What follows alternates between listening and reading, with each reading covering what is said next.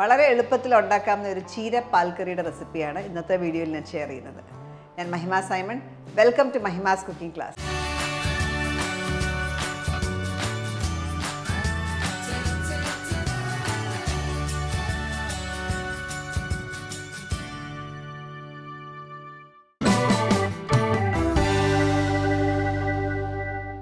വളരെ സിമ്പിളായിട്ടുള്ളൊരു കറിയാണ് ചീര പാൽക്കറി. വളരെ എളുപ്പത്തിൽ ഉണ്ടാക്കാം.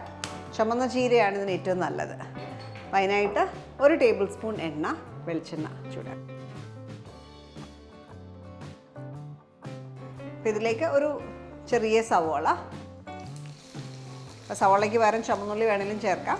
ചുമന്നുള്ളി ആണെങ്കിൽ 8-10 ചുമന്നുള്ളി എടുക്കുക. ഇതിനകത്തേക്ക് നമുക്ക് എരിവിന് കണക്കാക്കിയാണ് പച്ചമുളക് ചേർക്കുക. ഞാനൊരു 2 പച്ചമുളക്, മുളക് പൊടിയോ ഒന്നും ചേർക്കുന്നില്ല ഇതിനകത്ത്. ഒരു 4 അല്ലി വെളുത്തുള്ളി സ്ലൈസ് ചെയ്തത്. അതേപോലെ വളരെ ചെറിയൊരു കഷ്ണം ഇഞ്ചി, ഒരു 1/4 ടീസ്പൂണേ ഉള്ളൂ, അത്ര മതിയാവും. അതോടെ ചേർക്കാം.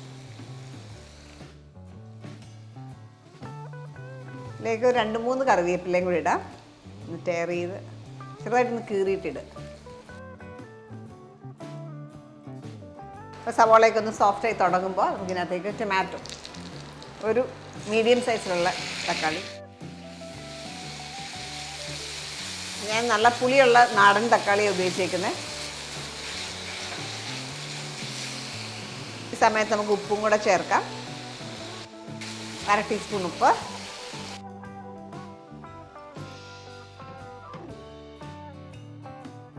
നമ്മളിവിടെ നോക്കുന്ന തക്കാളിയെല്ലാം ഉടഞ്ഞൊരു പേസ്റ്റ് പോലെ ആവണം. ആ ഒരു സ്റ്റേജ് ആകുമ്പോൾ നമുക്കിതിനകത്തേക്ക് ചീര ചേർക്കാം.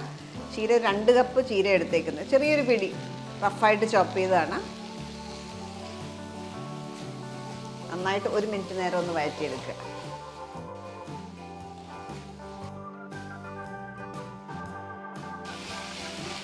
ഇതിലേക്ക് നമുക്ക് 2-ാം പാൽ ചേർത്ത് വേവിച്ചെടുക്കാം.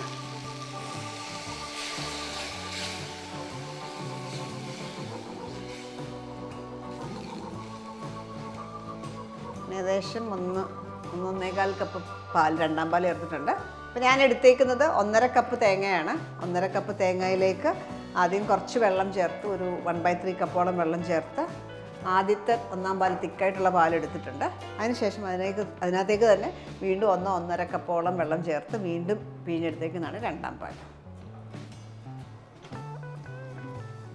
അതിന് പകരം നിങ്ങൾക്ക് തേങ്ങാപ്പാലിൻ്റെ പൊടി ഉപയോഗിച്ചിട്ട് വേണമെങ്കിലും ഉണ്ടാക്കാം. അപ്പോൾ ആദ്യം ഡൈല്യൂട്ടഡ് ആയിട്ടുള്ള പാല് ചേർക്കുക, ലാസ്റ്റ് വയ്ക്കുമ്പോൾ തിക്കായിട്ടുള്ള പാല് ചേർക്കുക. ഞാൻ ടേസ്റ്റ് ചെയ്ത് നോക്കിയപ്പം കുറച്ച് ഉപ്പ് കുറവാണ്, ഒരു 1/4 ടീസ്പൂണിൻ്റെ പകുതിയും കൂടെ ചേർക്കുകയാണ്. ഇനി നമുക്കിത് അടച്ചു വെച്ച് ലോ ഫ്ലെയിമിൽ ഒരു 2-3 മിനിറ്റ് കുക്ക് ചെയ്ത്. ഒത്തിരി ഗ്രേവി ഉണ്ടെങ്കിൽ തുറന്നു വെച്ചൊന്ന് വറ്റിച്ചെടുക്കുക. ഇനി ഇതിലേക്ക് നമുക്ക് തിക്ക് മിൽക്ക് ഒഴിക്കാം. തിക്കായിട്ടുള്ള തേങ്ങാപ്പാൽ ഒരു 1/3 കപ്പോളം ഉണ്ട്. ഏകദേശം ഒരു 1/3 കപ്പോളം ചേർത്തു. ചൂടായി വരുമ്പോൾ തന്നെ ഇത് ഓഫ് ചെയ്യാം. കൂടുതൽ വേണമെങ്കിൽ നമുക്ക് 1/2 കപ്പൊക്കെ വരെ വേണമെങ്കിലും ചേർക്കാം. എത്ര അയവ് വേണോ അത് കണക്കാക്കിയിട്ട് ചേർക്കാം.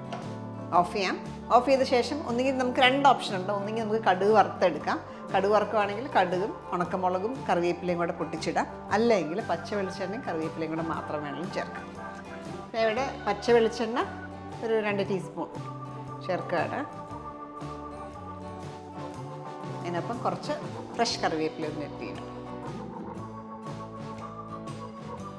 ഇത്രയേ ഉള്ളൂ. എളുപ്പമുള്ളൊരു കറിയാണ്. പെട്ടെന്ന് ഉണ്ടാക്കാനായിട്ടൊക്കെ നല്ലൊരു ഓപ്ഷനാണ് ഈ ചീര പാൽക്കറി. സെർവിങ് ബോളിലേക്ക് മാറ്റാം.